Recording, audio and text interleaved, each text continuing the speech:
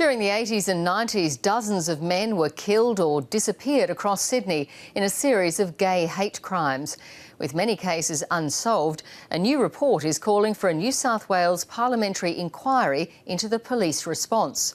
Survivors say homophobia was rife at the time, and that meant that many of the crimes weren't even investigated. Mark Reddie has this exclusive report. Nearly 30 years ago, Alan Rosendale was walking home from a night out when he stopped off at a park where gay men regularly met for casual sex. Moments later, he was approached by a group of strangers. I heard someone say, "There's one, get him." And I thought, I'm out of here, I'm in trouble, so I just ran. But he tripped on this corner. I was on the ground, I was being beaten, and then probably the last thing I remember is I saw a set of headlights coming towards me, and I thought, thank God, someone's arrived.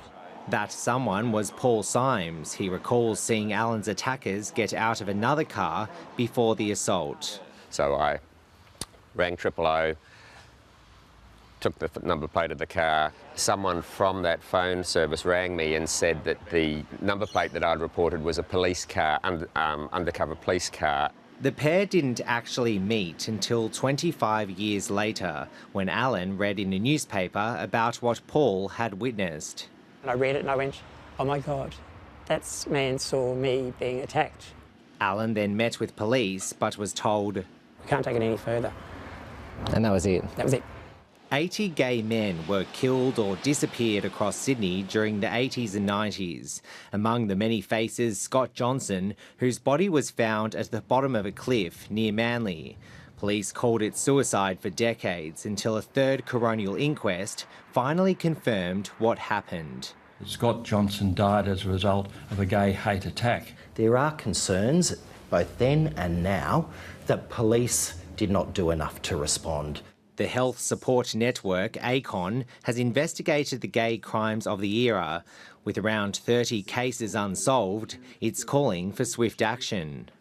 It wants an independent investigation into the police response to gay hate crimes, a formal apology from the state government and New South Wales Police, an ongoing special police task force to investigate cold cases, and a dedicated counselling service for those impacted by the violence. The police were operating in an environment that was largely homophobic. There are a lot of homophobic organisations at the time.